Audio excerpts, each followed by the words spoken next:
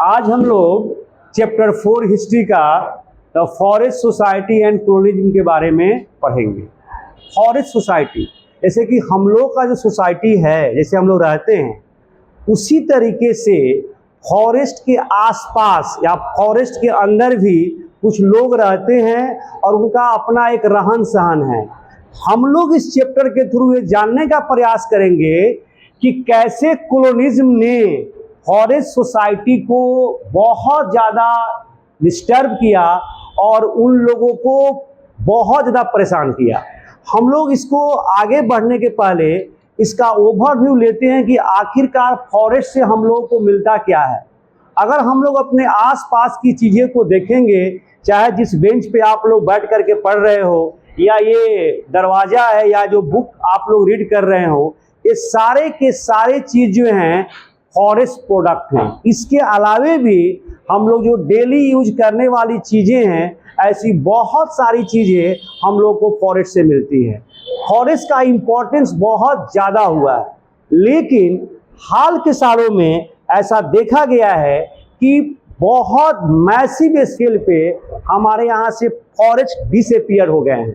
अगर हम लोग एक मामूली सा एग्जाम्पल अपने वेस्टर्न घाट का या अमेजन रेन फॉरेस्ट का लेंगे तो वहाँ देखेंगे कि फॉरेस्ट में कि लगभग 500 से ज़्यादा अलग अलग वेराइटीज़ के पेड़ पौधे आप लोगों को दिख जाएंगे। हम अगर आपसे किसी से पूछते हैं कि आप लोग कम से कम 100 पेड़ का नाम बताइए तो आप लोग को बताना टफ हो जाएगा, लेकिन वहाँ पे 500 अलग अलग किस्म के पेड़ मिल जाएंगे। लेकिन हाल के कुछ सालों में देखा गया है ये वेराइटीज धीरे धीरे डिसअपीयर होते जा रहे हैं। इसके पीछे बहुत सारे कॉज हैं।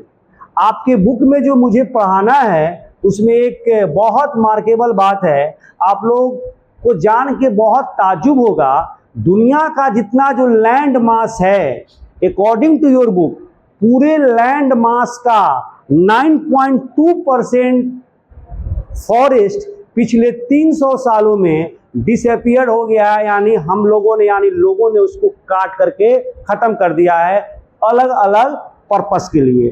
हम लोग वो जानेंगे इस चैप्टर में कि वो कौन से पर्पस थे जिसके लिए बड़े पैमाने पर हमारे यहाँ फॉरेस्ट को हमारे यहाँ या दुनिया के अलग अलग पार्ट में उसको काटा गया।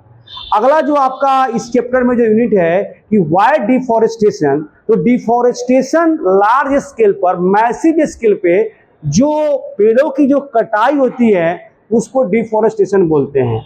हम लोग इस चैप्टर के थ्रू ये समझने का प्रयास करेंगे कि बड़े पैमाने पर डिफॉरेस्टेशन क्यों हुआ हमारे यहाँ। मैं आप लोग को एक इस चैप्टर से रिलेटेड एक बात भी शेयर करना चाहूँगा। आने वाले कमिंग डेज में अगर आप लोग गवर्नमेंट जॉब की तैयारी करते हैं या किसी भी यूपीएससी या आईपीएस की तैयारी करते हैं तो प्रीवियस ईयर यहाँ बीपीएससी का एग्जाम हुआ है और वाई डिफॉरेस्टेशन जो चैप्टर उसे एक क्वेश्चन था कि इंडिया में बड़े पैमाने पर मैसिव स्केल पे जो डिफॉरेस्टेशन हुआ उसका कॉज क्या था।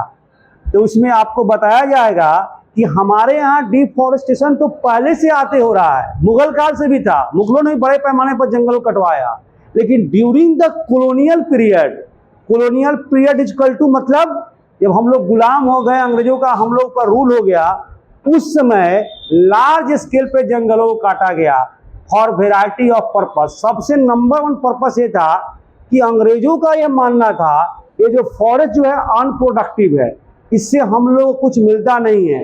अगर हम लोग फॉरेस्ट को क्या कर देंगे, क्लीन कर देंगे और वहाँ पे अगर खेती बाड़ी करेंगे तो उससे हम लोग को टैक्स वगैरह मिल जाएगा। इसको लेकर के अंग्रेजों ने बड़े पैमाने पर अपने यहाँ क्या किया, जंगल को कटवाया। एग्रीकल्चर पर्पस सबसे ज़्यादा जरूरी रहा और अंग्रेजों ने इसका बड़े पैमाने पर यूज किया और अंग्रेज यहाँ पे जंगलों को काट के बड़े पैमाने पर जूट, शुगर और व्हीट का प्रोडक्शन कराते थे और ये सारे चीज़ें एज ए रॉ मटेरियल या अलग पर्पस के लिए अपने देश लेकर के जाते थे। आप लोग 10 में पढ़िएगा कि इन सारी चीज़ों को वहाँ पे उनकी ज़रूरत क्या थी, क्या उनके यहाँ खेती बाड़ी नहीं होता था, तो वे लोग खेती बाड़ी कम करते थे। हम लोग के यहाँ से ये सब चीज़ लेकर के जाते थे, वे लोग व्यापार में ज़्यादा इन्वॉल्व थे। इसीलिए ड्यूरिंग द कॉलोनियल पीरियड हमारे यहाँ लार्ज स्केल पे जंगलों की कटाई की गई। किसके लिए? एग्रीकल्चर पर्पस के लिए। दूसरा टॉपिक है कि दूसरा पॉइंट यह है कि हमारे यहाँ रेलवे ट्रैक और रेलवे स्लीपर्स को बिछाने के लिए भी बड़े पैमाने पर पेड़ों की कटाई की गई। आप लोग कभी मारीपुर ओवर ब्रिज पे जाइएगा मुजफ्फरपुर में और देखिएगा, एकदम शान से जाकर के ऑब्जर्व कीजिएगा स्टेशन साइड में खड़ा होकर के, तो स्टेशन का जो दाहिना साइड है आज भी रेल की पटरी आपको स्लीपर पर यानी पेड़ का जो लॉक होता है ना जी, उस पे आपको कसा हुआ मिल जाएगा, अभी भी दिख जाएगा वो। पहले इसी तरीके से रेल की पटरियों को बिछाया जाता था।